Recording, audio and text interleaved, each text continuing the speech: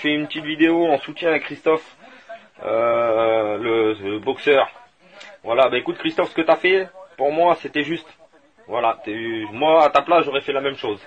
D'accord? Donc t'as pas à dire que tu as agi de façon explosive, c'est pas vrai, t'as agi comme il le fallait. Voilà, c'est les forces de l'ordre, ils ont pas à être au-dessus des lois. Et ce que tu as fait, c'était honorable. Voilà, moi je te le dis, c'est honorable. Par contre Macron, je vais te dire quelque chose. Les gitans, c'est comme les braises.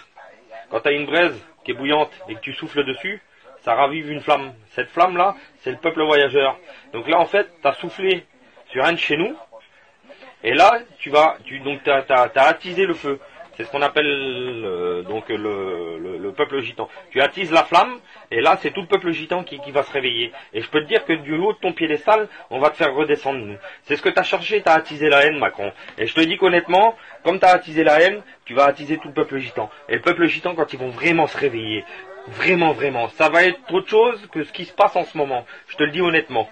Là, on va te faire du dégât, et là, on va te faire du grabuge. Donc moi, j'en appelle au peuple gitan, Manouche, Sinti, Yéniche, etc. Tout le peuple du voyage, qu'on se mobilise et qu'on monopolise Paris. Pas seulement pour une journée, mais pour plusieurs jours. Et je peux te dire que maintenant, on va les essouffler, les CRS.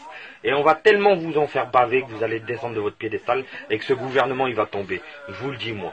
Alors, amis voyageurs, n'hésitez pas à me prendre pour ami. Et on essaye de se faire quelque chose.